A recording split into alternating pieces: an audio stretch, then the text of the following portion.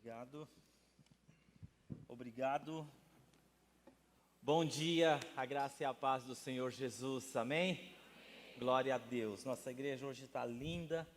Eu estava dizendo que nós estamos começando algumas preparações para que nós possamos iniciar a nossa construção e nós vamos passar por um período aí de obras, né? Então nós vamos contar aí com a colaboração, com a ajuda, com a dedicação de todos vocês e a compreensão. Nós estamos tentando melhorar os nossos departamentos, nós estamos tentando fazer uma atualização para melhor servir a nossa cidade, em nome de Jesus. Nós já tivemos um culto das 7 da manhã, pastor Djalma estava com saudade daquela palavra dele, calma, serena e tranquila.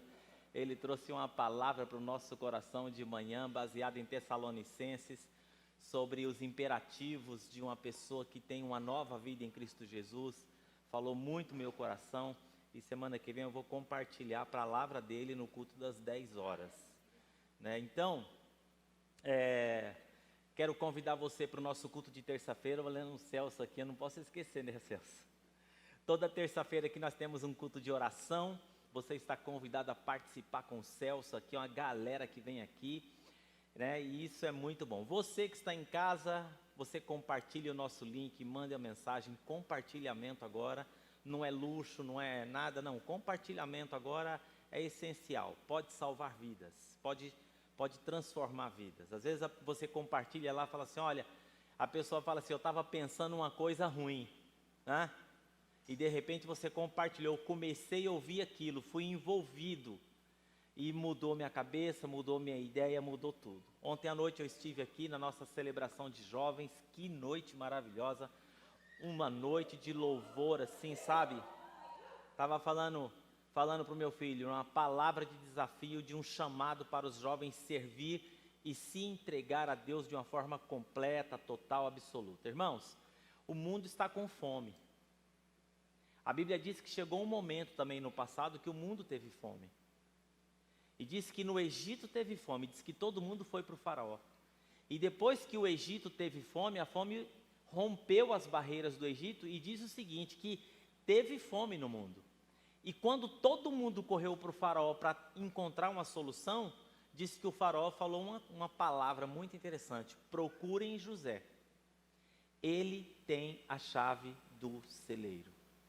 As pessoas estão com fome. A Bíblia diz assim, aliás, que haveria um tempo que as pessoas não teriam sede de água e nem fome de comida, mas fome de ouvir a palavra do Senhor. Você tem a chave do celeiro. Você tem a chave do celeiro, cara. Você tem que dar uma palavra. Mauro, lá naquela empresa com seus amigos, você tem a chave do celeiro. Uma palavra sua muda. Manu, né? Quando alguém chegar no lojinha, você tem uma palavra aqui para você, guri. Entendeu? Eu vendo para você o que você limpa a sua casa, mas tem alguém que pode limpar o seu coração. Ó!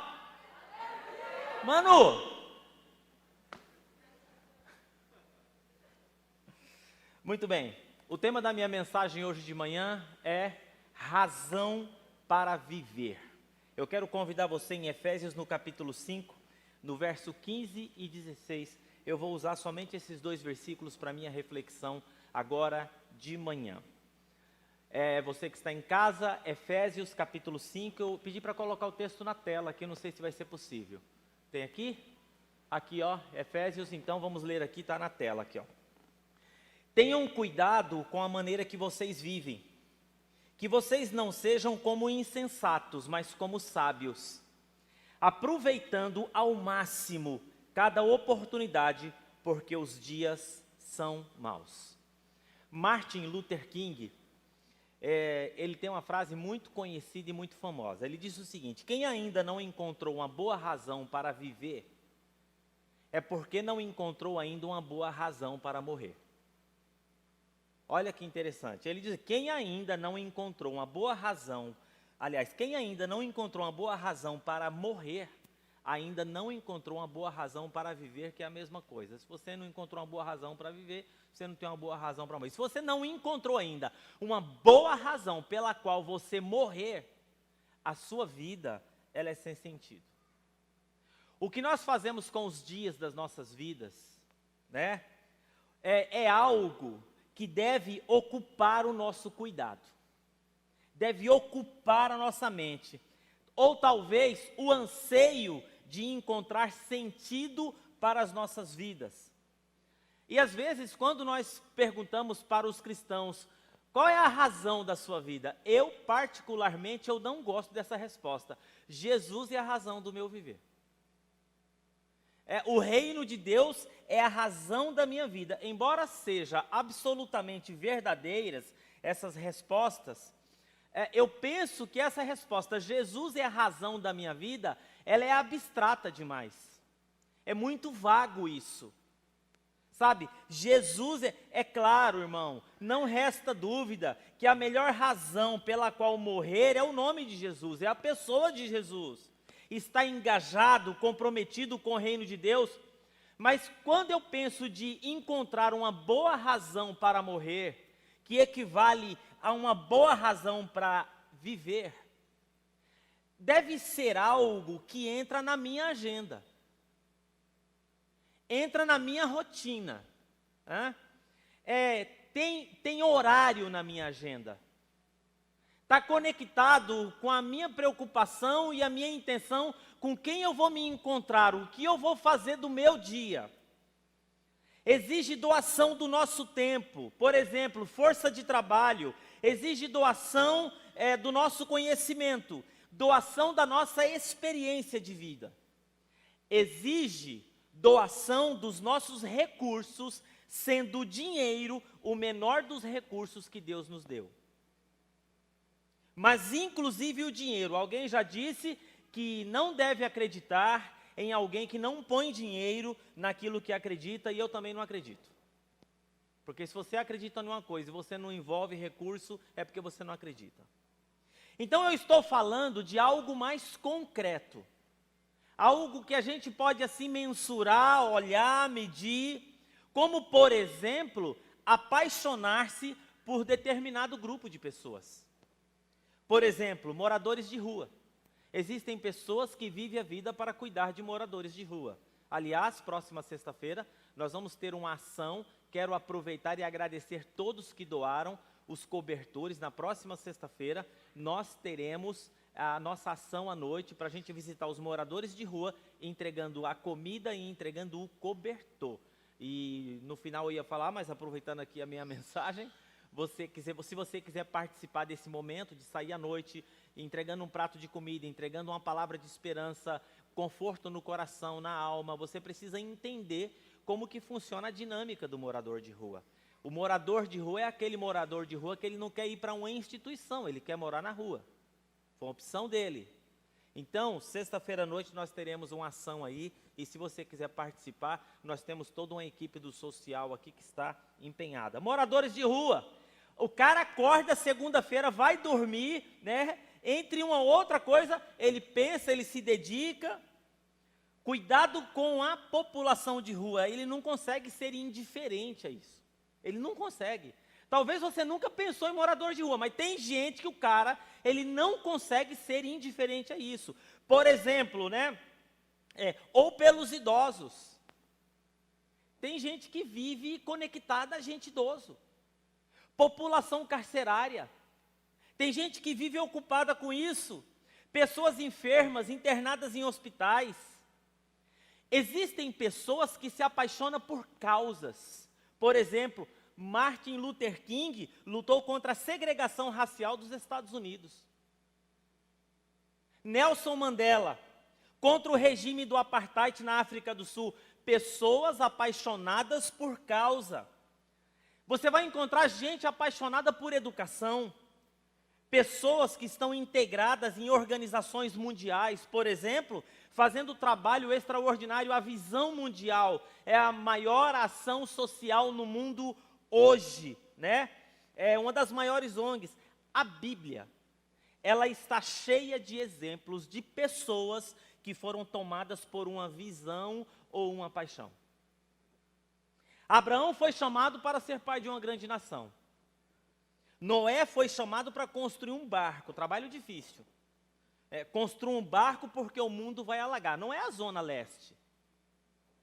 Não é uma parte específica de São Paulo, não é. o mundo vai alagar. Você já imaginou a pessoa viver para construir um barco?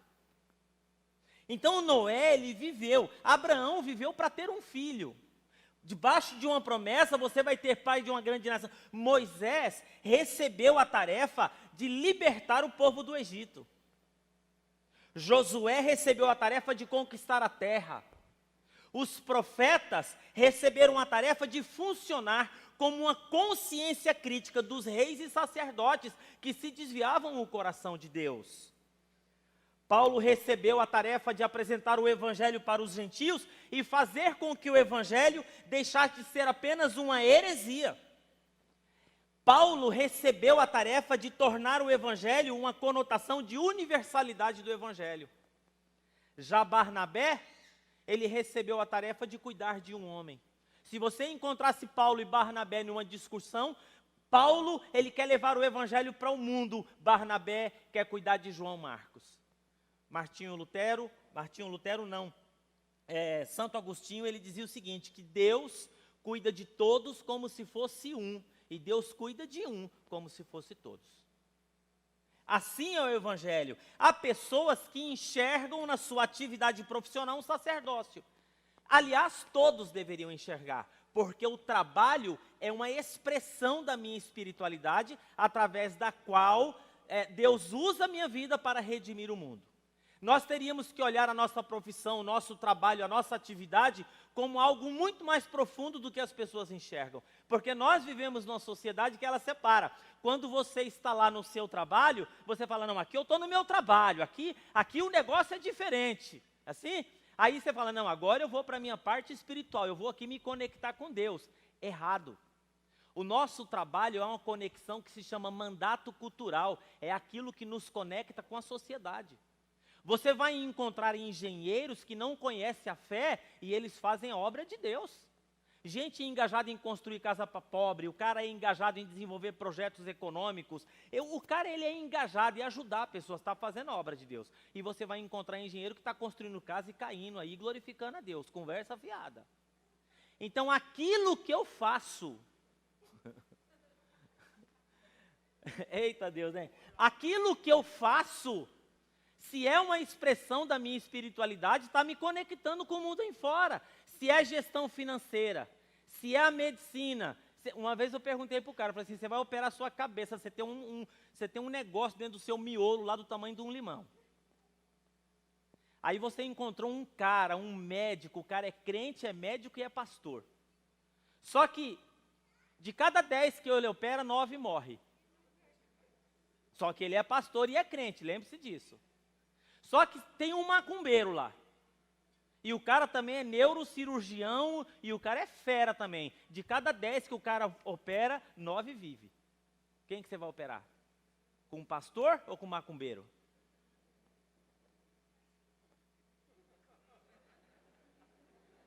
Quem você vai mandar abrir sua cabeça?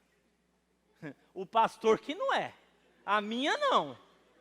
Porque tem uns caras que o cara forma dentista, vai arrancar o dente e ele arranca o queixo. E dá glória a Deus ainda. Você está entendendo a importância daquilo que eu estou dizendo aqui? Sobre a sua conexão com a sociedade, sobre a sua conexão com as pessoas, sobre o papel de uma comunidade como essa dentro da nossa cidade. Um olhar pode mudar uma vida. A maneira como você trata alguém.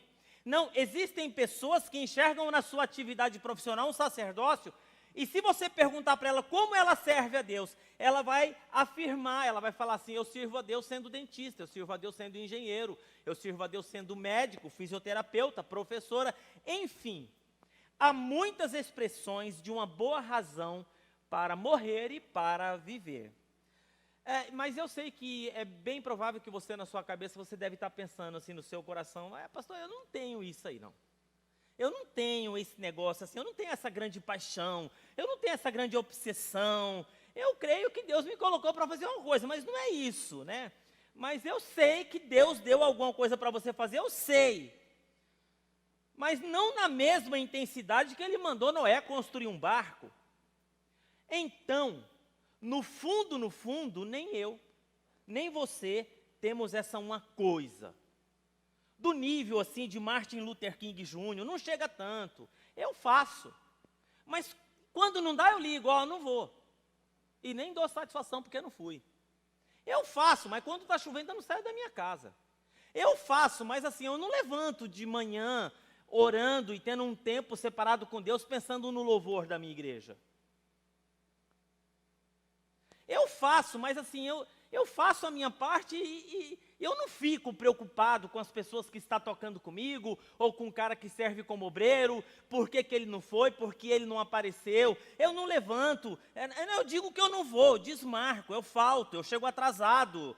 Eu passo 3 meses e colaboro, depois eu desapareço, apareço de novo. Eu não tenho essa uma coisa. Não é uma coisa assim que me faz acordar à noite, faz você se colocar de joelhos diante de Deus em lágrimas, né?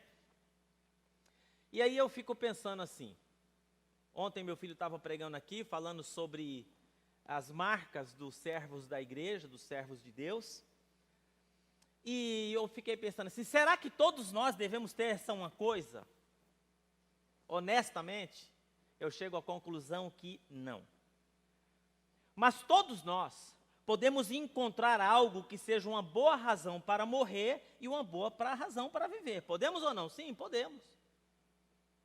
Agora, ou podemos também construir um estilo de vida que esteja sustentado por essa consciência. Que consciência? Que não dá para viver assim. Não dá para tocar a vida desse jeito. Não dá para viver. Não dá para viver. Eu não cheguei nesse mundo para viver do ócio. Essa semana eu estava falando, você pensa que o ócio não estressa? Você pensa que a vida é só acordar, orar para tomar café da manhã, orar para almoçar, orar para jantar e orar para dormir e já era? Essa semana, na quinta-feira, eu falei sobre estresse. Na próxima quinta eu vou falar sobre ira.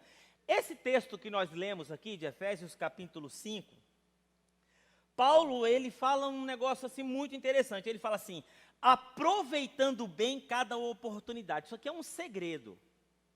Há um segredo aqui a ser explorado, né? Que aqui nós encontramos uma boa razão para morrer e uma boa razão para viver. E aí, o que é, pastor? Paulo escreveu aqui, é aproveitar bem cada oportunidade. Cada oportunidade de quê? De ganhar mais dinheiro? Levar vantagem no negócio? Cada oportunidade de desfrutar um prazer diferente?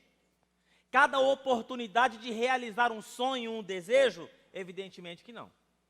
Não é isso que Paulo está falando, não é disso que ele está falando. Ele está dizendo o seguinte, os dias são maus, e que devemos remir o tempo, que numa outra tradução NVI, ele fala assim, aproveitar bem cada oportunidade. Cada oportunidade de estar no centro de algo que é divino. É estar no olho do furacão. É estar no lugar que Deus está fazendo alguma coisa. E a oportunidade de entrar e se meter, se envolver, se comprometer naquilo que Deus está fazendo. Porque não é todo lugar e todo dia e toda hora e com toda a gente que Deus está agindo. Não é. Não é. Deus está presente, é diferente de Deus estar agindo. Deus estar presente é diferente de Deus estar agindo. Deus está presente, Deus ele está ciente, Deus ele está supervisionando, sustentando, mantendo. É diferente de Deus estar interferindo e fazendo alguma coisa. Eu não tenho dúvida que alguns encontrões de Deus na nossa vida são encontros divinos. Eu creio que nessas intervenções, eu espero essas intervenções, eu procuro essas intervenções e eu peço, Deus, interfira. Interfira. São interferências assim que faz eu perder um horário de voo. Que faz, às vezes, eu ficar preso num congestionamento. Eu não quero fazer nada sozinho na minha vida, eu não quero desperdiçar o meu tempo, a minha vida, em coisas que o Senhor não esteja intrometido, que Deus não esteja metido, que Deus não esteja agindo. Eu não quero passar o tempo, eu não vim a passeio para a vida. Eu encontrei uma boa razão para morrer e uma boa razão para viver. E o que que é? É prestar atenção no que Deus está fazendo e entrar no meio. É isso que nós precisamos. Porque hoje em dia, irmão, a gente levanta, cara. A gente levanta, a gente é bombardeado com tanta coisa, com tanta coisa, com tanta coisa. E às vezes você chega no final do dia, você passa assim e foi mais um dia. Eugene Peterson, ele fala uma frase muito interessante. Ele fala o seguinte, ele disse o seguinte, que quando nós começamos a trabalhar, Deus está na metade do dia de trabalho dele. Deus, ele sempre chega primeiro e chega na nossa frente. Onde a mão de Deus está se movendo? Em quem Deus está trabalhando? O que é que Deus está realizando? Qual é o trabalho de Deus no meu horizonte? Qual é o trabalho de Deus na minha influência? Onde eu posso me envolver? Talvez a nossa oração deveria ser, Senhor, deixa eu participar disso aí, eu quero participar. Eu não quero viver esse ócio, esse limbo existencial. Porque, irmão, nós vivemos numa época que as pessoas vivem num limbo existencial. A nossa capacidade de impacto é algo assim que você não pode mensurar, é o extraordinário. Porque nós vivemos num mundo que pessoas não seguem mais instituições. Nós nunca tivemos a oportunidade de viver um evangelho tão contextualizado com o que Jesus pregou, do que nós podemos nesse tempo. Porque as pessoas estão nas redes aí, seguindo A, seguindo C. O cara tem 300 mil seguidores, o outro tem 100 mil seguidores, o outro tem 30 mil, o outro tem 10 mil, o outro tem 5 mil, o outro tem 4 mil seguidores. Olha aí. E como é que Jesus fazia no seu tempo? Jesus não colocava ninguém na parede para vir a crer nele. Jesus nunca pressionou ninguém. Jesus, ele só dizia para a pessoa o seguinte, vem, me segue, vem ver, depois você tira as suas conclusões. Jesus, ele era pós-moderno. Às vezes a igreja fica na modernidade ainda, lá do passado, né? Que a pessoa, ela tem que vir, ela tem que fazer isso, ela tem que fazer aquilo, tem que fazer aquilo outro, tem que fazer aquilo outro, para você poder entrar dentro da igreja. Jesus, ele dizia, não vem andar comigo, depois você tira suas conclusões. E você tem essa oportunidade, olha, vem andar comigo, venha você lá em São Paulo, quando você pega aqueles caras lá, Michel, aqueles artistas lá, o A, o B, os caras que do sertanejo que você transporta naquele carro, é ali, meu. Sabe o que é o lance? Jesus, o que ele fez? Ele fez o lançamento para você, deixou você na cara do gol, agora é só você bater, cara. Agora é só você empurrar para a rede. Olha só a oportunidade que você tem. Quando que eu vou chegar perto de um cantor sertanejo aí? Que você carrega esses caras para tudo quanto é lugar, é para festa disso, é para festa daquilo, é para live. Deus colocou o cara dentro do seu carro. Dentro do seu carango lá. Aí, meu, é na hora. Aí você fala, caiu na rede, é peixe. É agora. É agora.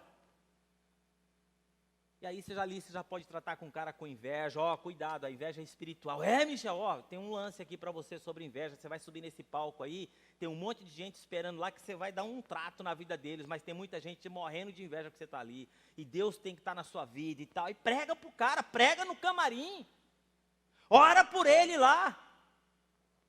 Mas eu vou orar por você, para que não aconteça nada de errado com você nessa viagem sua. Fala, irmão. Está ligado? Está entendendo? A igreja é isso, é onde você estiver. Nós temos que ser um sinal histórico do reino de Deus, além dos limites do culto, além dos limites do clero, além dos limites do domingo. É a igreja fora. Não, eu sei que estou fazendo alguma coisa, eu quero me envolver em alguma coisa onde Deus está. E aí eu me lembro, olha só para você ver, eu peguei 3 exemplos rápidos aqui. Atos capítulo 8. O que acontece em Atos capítulo 8? Felipe e o eunuco. Vai o eunuco, uma figura pública importante, uma estrutura política, no seu reino, lendo o profeta Isaías e não entende nada. Felipe é transportado, fica do lado da carruagem. Olha essas coisas que Deus arranja para a gente. Ó, o Felipe está do lado do carro. E aí o profeta fala assim, o eunuco fala, eu estou lendo, não estou entendendo nada. E ele pergunta, você entende o que lê? Ele fala, como poderei entender se não há quem me explique? Quando Felipe chegou, Deus já estava na metade do seu dia de trabalho, Deus estava falando com o eunuco, e ele já tinha lido a Bíblia, e o Felipe chega e marca o gol. Ele empurra para a rede. Deus adiantou tudo. Atos capítulo 9, Saulo de Tarso, indo em busca de cristãos para persegui-los e matá-los. A caminho de Damasco, Jesus vem ao encontro de Saulo, ilumina ele, ilumina o entendimento dele de tal maneira que ele tem um baque. E a Bíblia diz assim, que a luz de Deus acende a consciência de Saulo. E a revelação é tão imensa, e ele descobre que tudo que ele sabia, na realidade, ele não sabia era nada. Porque agora ele sabe que existe uma consciência externa que fala com ele que não é ele, é uma outra pessoa. E ele se coloca a conversão é isso, gente. A conversão genuína é só o fato da gente descobrir que existe uma consciência externa que fala comigo que não é a minha consciência, não é o meu pensamento. Já é o suficiente para me colocar de joelhos e dizer, eis-me aqui, o que o senhor quer que eu faça? E é isso que acontece com Saulo. E o que Deus faz? Já fala, tem um sujeito hospedado em Damasco, na casa de Judas, já iluminei a consciência dele. E aí Deus manda lá, manda Ananias na casa lá, e quando ele chega, Saulo já está iluminado. E aí Ananias pergunta, qual o nome desse homem, Saulo de Tarso? E aí o Ananias fala assim, o senhor está de brincadeira? O que Deus fala para Ananias? Não vai, porque eu já iluminei a mente dele, eu já apareci para ele, eu já falei com ele. Ele está cego, ele está perdido, e convém que você vá lá naquela casa, que eu estou fazendo uma obra grande. Deus diz assim, vai lá, porque eu já estou na metade do meu dia de trabalho, e quando Ananias chega, encontra Saulo cego, Ananias e diz e fala assim, irmão Saulo, já não é mais Saulo, é irmão Saulo. Eu vim aqui porque Deus me mandou, para que você possa ver. Deus está trabalhando no coração, na consciência de Ananias, os dois se encontram, e sabe o que acontece? A glória de Deus é manifesta. Atos capítulo 10, Cornélio e o gentio. Olha aí, ó. O que Cornélio fazia? Ele rezava e dava esmola, que de acordo com a nossa teologia fundamentalista contemporânea, não serve para muita coisa não. Mas serviu para Deus, diz que Deus gostou. Diz que Deus gostou. Diz que Deus gostou da reza do cara e Deus gostou da esmola do cara. Só que Deus fala com ele e diz assim, gostei de ver a sua reza, gostei de ver as suas esmolas.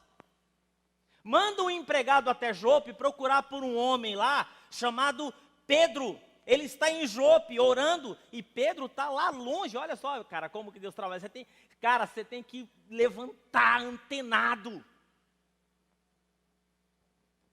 Às vezes Deus quer revelar coisas para a gente, e a gente está, sabe, com as nossas ideias, e isso e aquilo. Às vezes Deus quer direcionar, a gente está emburrado. Às vezes Deus coloca pessoas na nossa vida, a gente empaca, porque Deus quer fazer algo. Aí diz que, quando Pedro chega na casa de Cornélio, Deus já está na metade do seu dia de trabalho. Aproveitar bem cada oportunidade é participar daquilo que Deus está fazendo, e a gente entrar no meio. Agora, isso exige pelo menos 3 coisas de nós. 3 coisas. A primeira delas é disponibilidade. Disponibilidade. É você acordar na segunda-feira e dizer assim, Deus, conta comigo. Conta comigo. Você pode dizer amém? Amém. Ou você vai viver nesse ócio aí de trabalhar, sem saber por que está fazendo o que faz. Sem saber a razão, por que você está fazendo isso tudo. Por quê? Não, conta comigo, se precisar estou aqui, estamos juntos, fala isso para Deus. Porque de fato, não é todo mundo que ora assim. Não, as pessoas geralmente dizem assim, dá um tempinho para mim, porque eu estou precisando resolver algumas coisas. Como aquele cara disse para Jesus, Senhor, deixa eu enterrar meu pai, depois eu vou. Deixa eu me aposentar, depois eu faço. Deixa eu conquistar uns negócios aqui, depois eu quero me dedicar. Eu estou um pouco embaraçado com os negócios dessa vida, eu estou sem tempo para servir, dá uma folga para mim. Se precisar de alguém aí, Deus, ó, tem uma turma da igreja aí que os caras sempre estão disponíveis. Tem uma turma aí, não, tem uns caras aí que é só contar com ele, ó. Precisou de qualquer coisa, chama o Carlão. Carlão sempre está na parada, ó, chama o Celso. Chama lá, chama lá. Precisou de alguma coisa? Não, chama lá a Graciela lá, chama lá. Não está precisando de alguma coisa? Chama a Tainá, ela é pau para toda obra, essa menina é um trator, chama ela. Eu nem me meto porque eu sei que eu não vou conseguir fazer nada. Então eu já deixo para o pessoal fazer, sabe como que é? Eu não atrapalho Deus, pastor. Pastor, vou dizer uma coisa para você, eu já descobri que meu negócio é não atrapalhar Deus, então eu deixo o povo fazer. É, irmão. Não, acorde e diga, Deus, me usa. Tem alguém perto de mim? Eu sou a pessoa certa, eu sou o homem certo, eu sou a mulher certa para isso? Eu quero estar de olho no meio do olho do furacão, eu quero estar disponível. Disponibilidade. Quem não tem disponibilidade não tem condição de ser usado para nada. A pessoa tem que estar disponível, estou aqui. Tem alguma coisa para fazer? Nós estamos recebendo um treinamento com o pastor Márcio, da área de gestão ministerial, e nós, quando pensamos em pessoas para o ministério, falamos de 3 coisas. Uma delas era disponibilidade, né? Disponibilidade, ó. É disponibilidade, caráter e competência. Você pode ter caráter, mas se você não for disponível e não for competente, não adianta nada. A competência você pode treinar, você pode desenvolver, você pode fazer um monte de coisa para ajustar, isso aí dá para ajustar. Agora, sou super competente, não tenho caráter, não resolve. Sou super competente e tenho caráter, você nunca está disponível para nada. E não é esse disponível assim, sabe? Se precisar de mim, pastor, estou aqui. Ah, irmão. Ninguém sabe que você está disponível. É igual aquelas pessoas que falam que é grata, mas nunca agradece nada. Ah, eu sou muito grato a Deus. Você fala isso.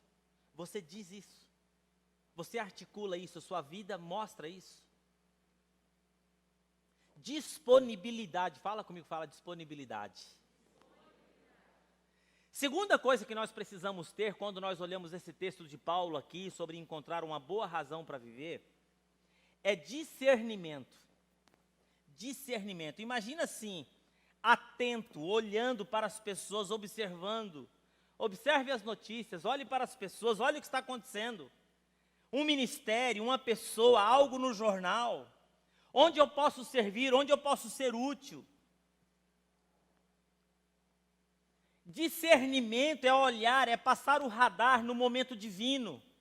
Alguém que Deus está usando, alguém que Deus está trabalhando na vida dele, alguém que Deus está movendo a vida dele. Aí você, dentro daquele discernimento, você fala, viu? Deixa eu fazer isso aqui junto com você, porque eu vi que esse negócio aqui tem a mão de Deus. Ó, vem aqui, eu quero estar junto com você, porque eu estou vendo que esse negócio aqui tem a mão de Deus nesse negócio aqui. Nós temos que ter esse discernimento. Existem muitas pessoas querendo ajudar, mas sem discernimento. Tem que ter discernimento. Às vezes a pessoa quer ajudar, fala na hora errada.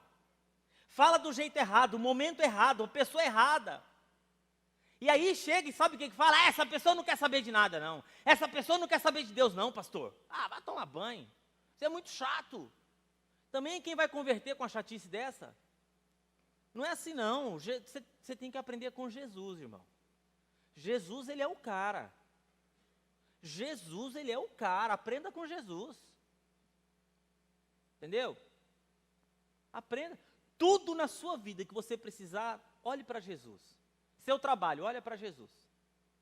Olha para Jesus.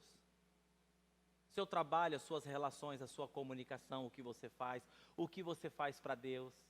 Irmão, eu não admito nada na igreja seja feito de qualquer jeito. Eu não admito. Isso me consome, isso me consome, eu não acredito. A gente tem que fazer o máximo que a gente puder, com a capacidade que Deus nos deu e com o maior esforço possível que nós podemos fazer pela obra de Deus. Você quer ver uma coisa me cozinhar?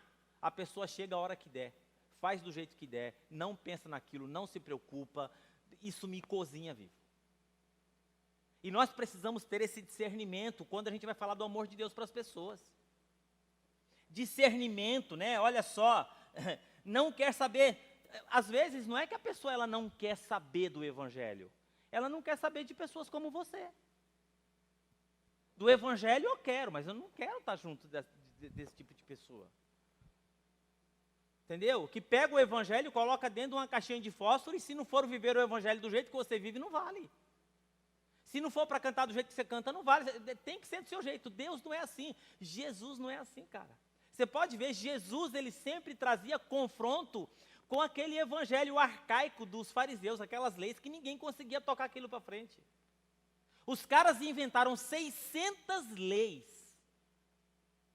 Você vê que o movimento dos fariseus, eles começou um movimento bom, era saudável. Por quê? Porque no tempo interbíblico, que houve uma grande profanação, levantou o grupo dos fariseus, que significa separado. E eles queriam levar a coisa a sério. Então eles trabalharam para perseverar aquilo que era, só que os caras colocaram um monte de coisa a mais. Às vezes, nós queremos trazer a pessoa para a igreja, a pessoa para Jesus, mas nós queremos colocar um monte de coisa na vida da pessoa que Jesus não mandou colocar. Você só precisa usar uma ferramenta, amor, mais nada. Ame essa pessoa. Não pergunta de onde ela vem, o que ela fez, como que foi o passado dela. Ninguém consegue ser bombardeado por amor e essa pessoa ficar inerte na vida. Uma hora ela vai ceder, ela vai... Cara, não existe, o apóstolo Paulo fala isso em Coríntios 3, eu lhes mostro um caminho sobre modo excelente, amor. Você pode falar a língua dos anjos, você pode entregar dízimo, você pode fazer o que for, cara, mas se você não tiver amor, nada disso vale. E a terceira coisa aqui, sabe o que é? Desprendimento. Desprendimento. Porque se você acorda de segunda-feira e diz assim, Deus, me usa, estou disponível, estou atento, estou com o meu radar ligado, estou em oração, é agora. Ah, mas agora tem jogo do Brasil. Eu até estava pensando na sexta-feira e fazer lá umas marmitas na rua aí, mas é final da Copa América. Aí é complicado, né?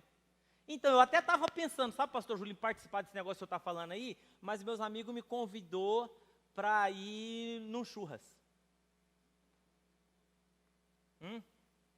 Desprendimento.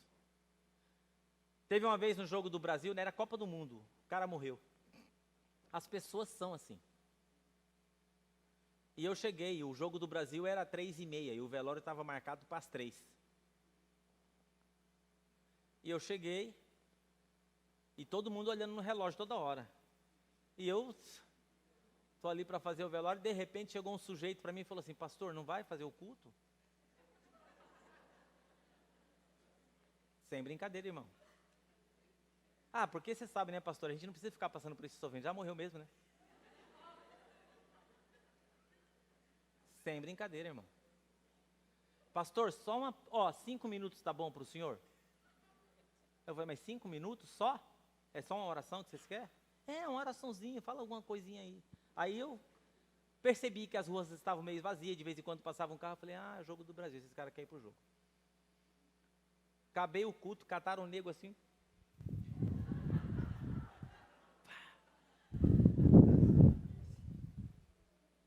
Foi o sepultamento mais rápido que eu vi na minha vida.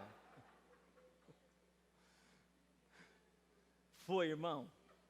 Foi. O coveiro ficou até assim, largaram o cara aqui, foram embora correndo. Só ficou lá a viúva, a filha, lá, o resto tudo foi torcer pro Brasil.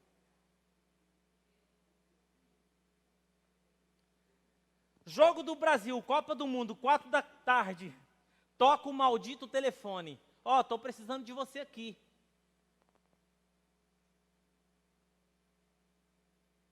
E aí, dura assim, né? Jogo do Brasil, 4 horas da tarde, né? Quem liga? O tio da cunhada de alguém que era da igreja. Putz. O tio da cunhada de alguém que era da igreja. Ah, não vou. Não vou. Se fosse da igreja, eu ia orar pelo telefone, mas o tio da cunhada de alguém que era da igreja? Não vou. Quando é esse sepultamento? Despreendimento. Por quê? Por que nós temos que ter despreendimento? Porque tragédia não escolhe hora. Diagnóstico ruim não respeita datas especiais. Tem que receber essa notícia justo hoje, que é meu aniversário. Situações de sofrimento não respeitam a nossa agenda adequada.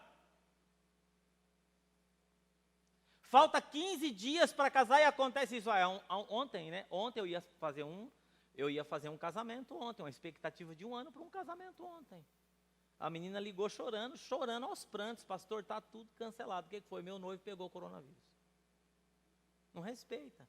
Eu falei assim, para lá, vamos ficar nesse telefone aqui, vamos ver o que nós podemos fazer, vamos procurar uma solução para esse negócio, vamos orar, e vai lá, e ela, pastor, não sei o que eu faço. Eu falei, você vai lá, você casa nesse cartório que você vai perder toda essa documentação, eu abençoo a vida de vocês, e lá, quando puder fazer a festa, a gente celebra, mas vamos seguir a vida, filha.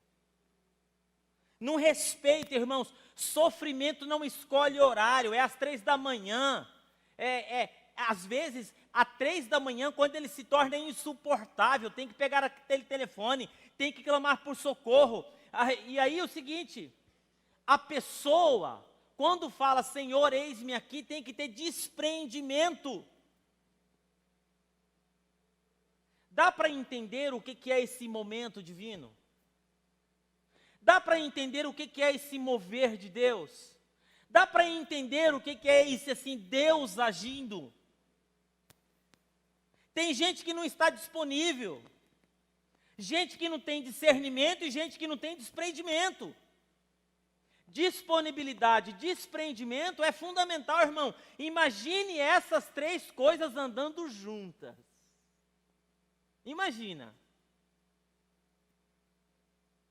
Agora eu lhe pergunto, você tem uma causa igual Martin Luther King Jr.? Não. Não. Uma coisa que acontece uma vez na vida, outra na morte. Martin Luther King Jr., né, de quanto em quanto. Ninguém acorda do dia para a noite e diz assim, eu vou ser Martin Luther King. Ninguém acorda do dia para a noite e fala assim, eu vou ser Paulo, eu vou ser Felipe. Agora, você pode ser uma pessoa disponível para Deus. Sendo primeiro disponível para os seus. Porque tem muita gente disponível para Deus, mas não é nem disponível para os seus. E a Bíblia diz que aquele que não cuida da casa, e principalmente dos seus, negou a fé e é pior que descrente. É disponível para Deus, em casa não arruma cama. A mãe está quase igual uma maluca descabelada, pronta para ir para o hospício.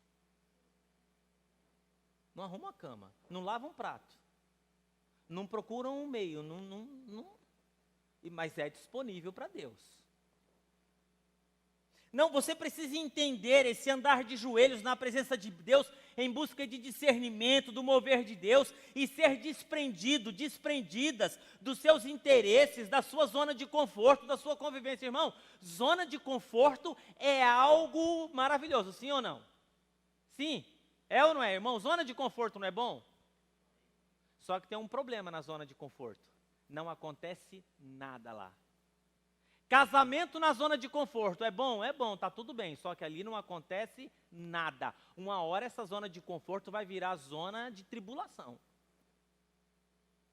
Porque se não tem despreendimento, se não tem disponibilidade, se não tem discernimento, isso vai virar o caos.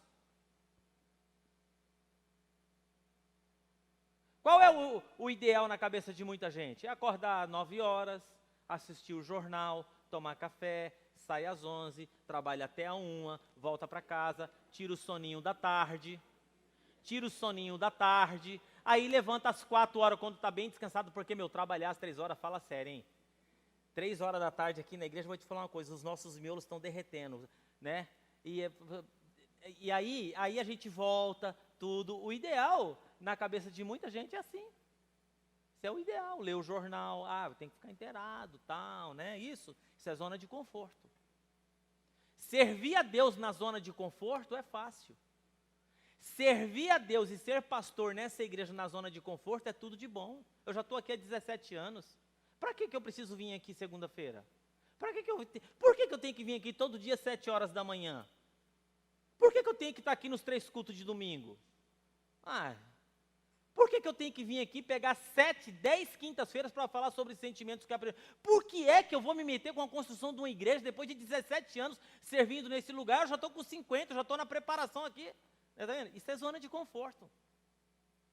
Zona de conforto atrofia a nossa vida, atrofia a nossa mente, atrofia as nossas relações, atrofia as pessoas que estão à nossa volta. Saia disso em nome de Jesus. Eu tenho certeza que se você tiver esse estilo de vida, você vai viver muitos momentos divinos, você vai viver encontros divinos, você vai ser trazido pelo Espírito de Deus ao epicentro do mover de Deus. Pode aplaudir o Senhor.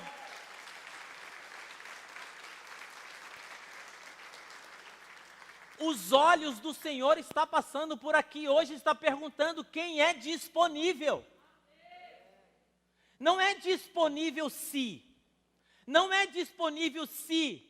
Não é disponível se fulano me chamar. Não é disponível se fulano vir falar comigo.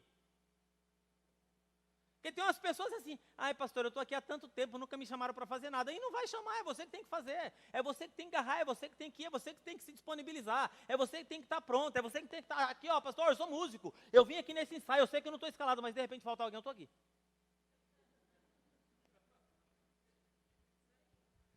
Fazer igual o irmão Antônio, eu estava conversando com o irmão Antônio aqui na igreja, o irmão Laércio, né? Irmão Laércio adora uma resenha. Às vezes eu chego aqui, cara, eu estou com minha cabeça aqui 1 milhão. Ele fala assim, pastor Silas, olha aqui. É um gênio, o cara é um gênio. Eu fui na oficina de motoca do filho dele, que montou na garagem, ele falou assim, não dá uma moto, garagem, sala, televisão, consertar a moto, que ele falou, vou ter que dar um jeito. O cara é um gênio. Ele inventou coisa de lavar, ele inventou coisa de lavar peça, ele colocou um negócio lá. O cara é um gênio. Aí ele contou para mim uma vez que ele se aposentou na Mercedes. E ele chegou na Mercedes um dia, uma fila gigantesca para contratar. E ele foi lá na fila e ficou. E aí todo mundo foi embora e ele ficou lá. E o cara falou, você não vai embora não? Ele falou assim, eu não. E por que você não vai embora? Porque eu quero trabalhar. Eu preciso de um emprego, preciso de um trabalho, preciso fazer alguma coisa. Mas nós não estamos contratando. Sabe o que ele fez? No outro dia ele estava lá em pé. O senhor aqui de novo? Aí eu falei, pois é, mas vai que aparece alguma oportunidade e alguém é mandado embora, né? Mas não é assim que funciona, senhor. Existe todo um processo, a gente anuncia, a gente fala, mas eu estou aqui, se precisar, estou aqui. Ele falou assim que foi lá umas 7, 8 vezes. Aí eu falei assim, mas o senhor, aí ele chegou para o cara e falou assim, deixa eu falar uma coisa para você. Ele falou assim, essa empresa é tão grande, tantos funcionários, não é possível que não tenha nada aqui dentro que eu possa fazer. Nem que for lavar chão, limpar banheiro, tudo. Aí ele falou assim, então tá bom então, já que é assim, cai para dentro. Ele foi. Lá ele se virou um mecânico de manutenção top das galáxias, e ali ele se aposentou. E ali ele viveu, e ali ele criou os filhos, e ali ele construiu casa, e ali ele deu sustento, e ali ele tocou a vida dele. Mas sabe o que é isso aí? É disponibilidade, é gente que quer vencer, é gente que quer fazer, é gente que quer transformar, é gente que olha o meio que está e não se conforma. É uma insatisfação santa que tem que tomar o nosso coração e falar assim, não é possível, isso não pode continuar assim, eu preciso fazer alguma coisa. É isso que Paulo está falando. Os olhos de Deus estão passando por aqui agora perguntando quem é disponível. Você é disponível, você tem que ter discernimento. Você tem discernimento, você tem que estar desprendido, desprendida. Vem aqui fazer alguma coisa, participar de alguma coisa, viver alguma coisa. Sabe quando é que a gente estraga a nossa vida? Sabe quando que a gente estraga a nossa vida? Quando a gente deixa de estar disponível para Deus e começa a correr atrás daquilo que a gente quer. É assim que a gente estraga a nossa vida.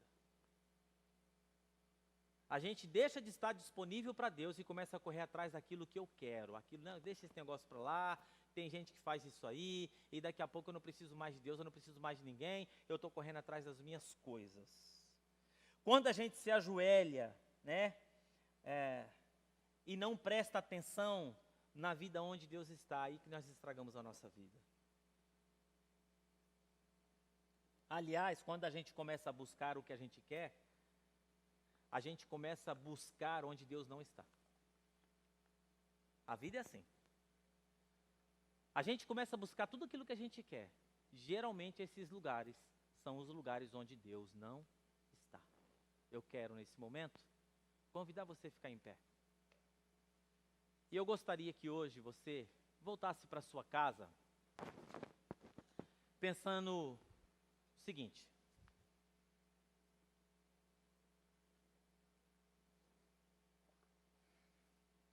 Senhor, eu quero estar disponível. Eu quero que o Senhor me dê discernimento. E eu quero ter também desprendimento. Desprendimento. Sabe o que vai acontecer? Vai acontecer uma revolução na sua vida que você jamais imaginou. Aqui eu não estou falando de você ter um cargo na igreja, um título. Eu não estou falando de você ser chamado na igreja do líder tal, do líder cicrano, do líder fulano.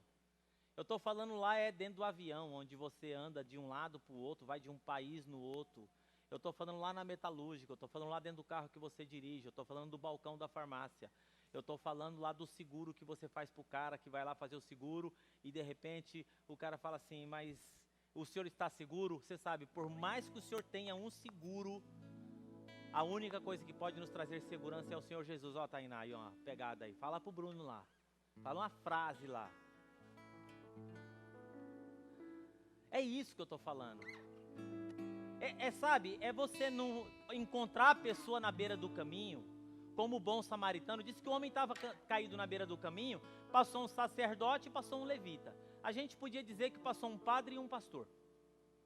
Que vendo o homem caído à beira do caminho, passou ao largo.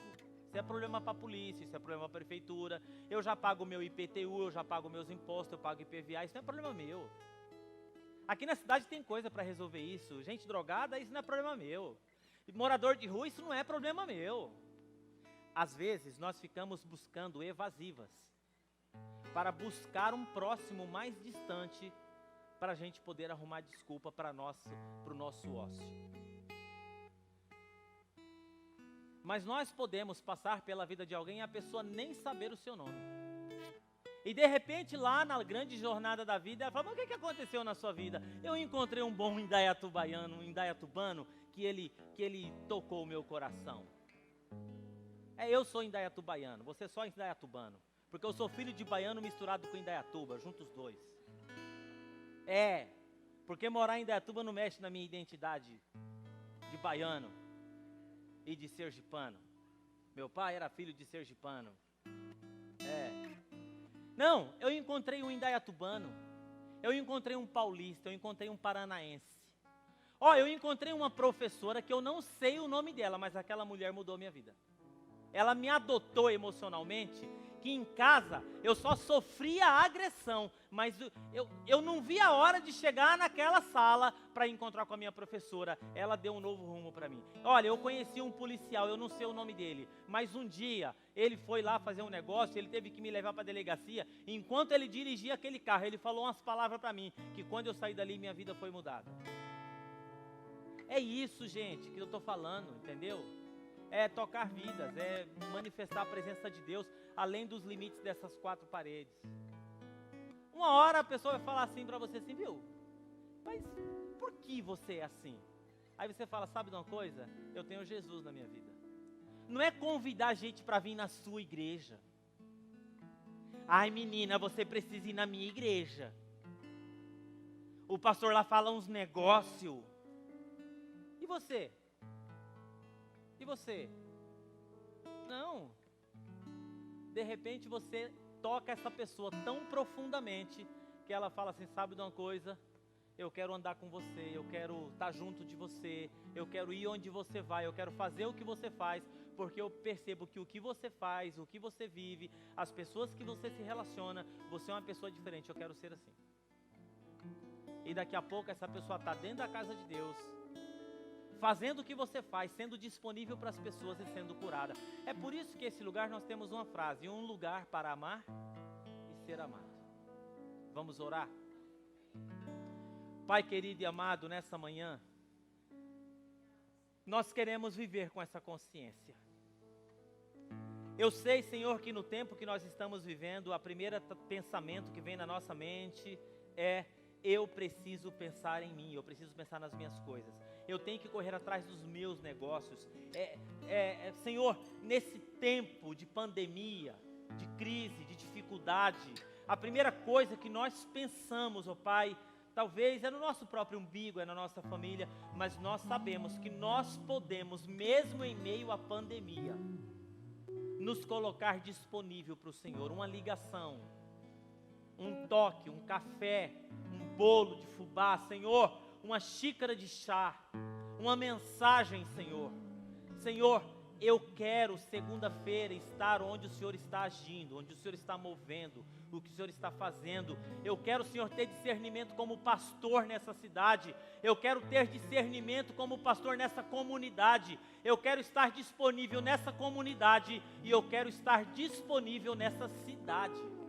Eu quero estar disponível como cidadão, como pai, como amigo, eu quero estar disponível, mas eu quero estar onde o Senhor está movendo, onde o Senhor está trabalhando, onde o Senhor está fazendo os encontros extraordinários e sobrenaturais. É isso que eu quero e que essa seja a nossa oração como comunidade. E se assim você crê, você aplauda ao Senhor em nome de Jesus.